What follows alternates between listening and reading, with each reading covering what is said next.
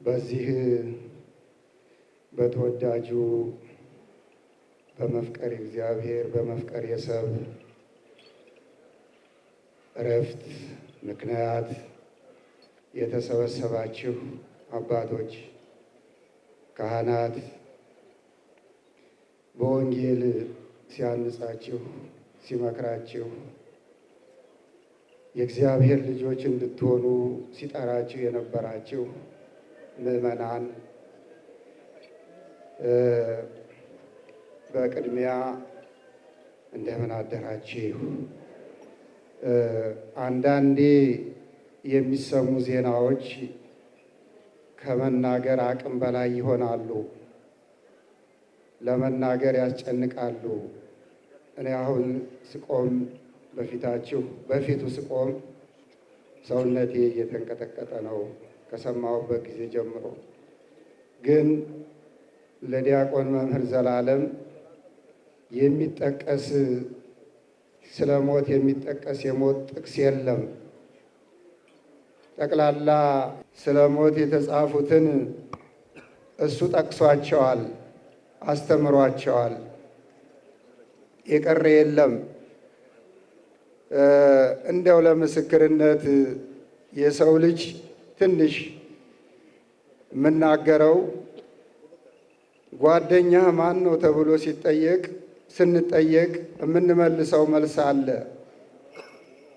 ወንዱ ጓደኛ የገሌ ነው ይላል። ሴቶችም እንደዚሁ ጓደኛቸውን እገሌ ነው ይላሉ።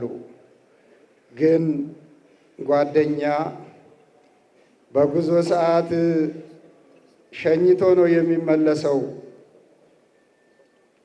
አብሮ በአውሮፕላን ሲሳፈሩ የሚሳፈር፣ በተሽከርካሪ ሲሄዱ አብሮ የሚሽከረከር የማይለይ ጓደኛ የሰው ልጆች ጓደኛ ሞት ነው።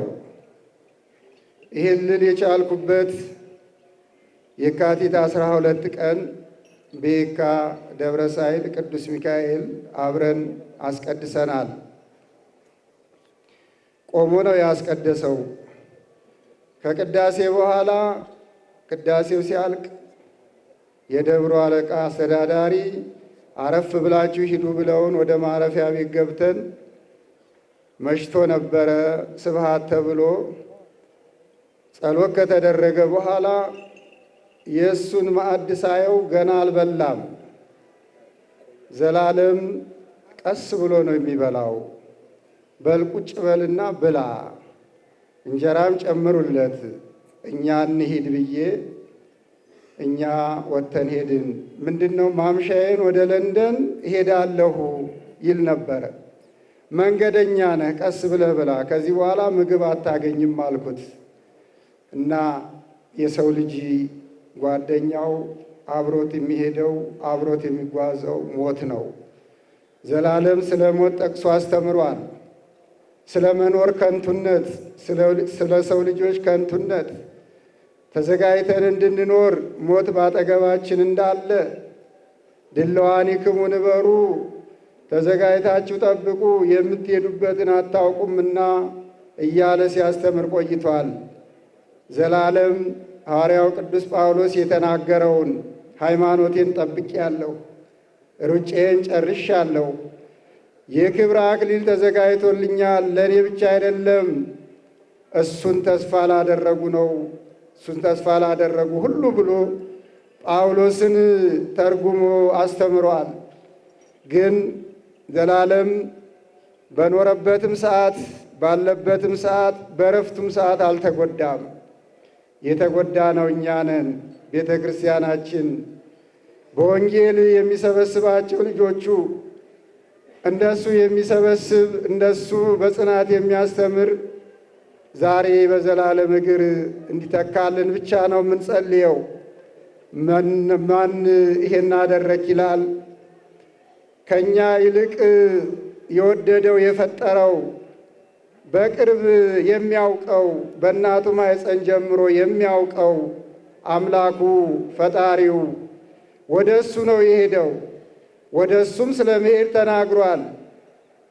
ሐዋርያው ቅዱስ ጳውሎስ ወደ ክርስቶስ ስለመሄድ እንደሚናፍቅ ዘላለምም ወደ ክርስቶስ ስለሚሄድ ናፍቋል። ሞትን የለመኑ ታላላቅ አባቶች አሉ። በሕይወታቸው እያሉ ሞትን የለመኑ አንዱ ኤልያስ ነው፣ አንዱ ዮናስ ነው፣ አንዱ ጦቢት ነው፣ አንዱ ደግሞ ታላቁ ሐዋርያችን ጳውሎስ ነው። እነዚህ ሰዎች ሞትን ለምነዋል። በዚህ መኖር አስጠልቷቸው፣ በዚህ መኖር ታክቷቸው፣ የዓለም ክፋት የዓለም መጥፎነት አስጠልቷቸው እባክህ ወደ አንተ ውሰደን ብለዋል። ወንድማችን ልጃችን ዲያቆን መምህር ዘላለምም ይህንን ሲመኝ ስለነበረ የወደደው ፈጣሪው የተመኘውን ሰጥቶታል። እንግዲህ ምን እንላለን? መጽናናት ነው ያለብን። ሞትን የማያይ ማን ነው? ሞትን የማይቀምስ ማን ነው? ሕያው ሆኖ የሚኖር ማን ነው ብሏል ዘማሪው ዳዊት። ዳዊትና ሰሎሞን ስለ ሞት ብዙ ተነጋግረዋል፣ ብዙ ተናግረዋል፣ ብዙ አስተምረዋል፣ ብዙም የምንጽናናበት ቃላት ተናግረዋልና ስለዚህ የመንግሥተ ሰማያቱን ሙሽራ የእኛንም የቁርጥ ቀን ልጅ የሃይማኖት አርበኛ የቤተ ክርስቲያን አለኝታ የምዕመናን ወገን የወንጌል ሰባኪውን እንደዚሁ ደምቀን ወደ አባቱ ወደ ፈጠረው ወደ እናቱ ወደ ድንግል ማርያም መሸኘት ነው እንጂ ምን እንላለን? ታላቁ አባታችን አባ ጊዮርጊስ ይሄንን አጠፋህ፣ ይሄንን አበላሸህ፣ ማን ይለዋል? እንደፈለገ ይሰራል፣ እንደወደደ ያደርጋል ብሎ ታላቁ አባታችን እንደተናገሩት ፈጣሪያችን ፈጣሪው የወደደውን አድርጓል፣ የፈለገውን ሰርቷል፣ የፈጠረውን ጠርቷል።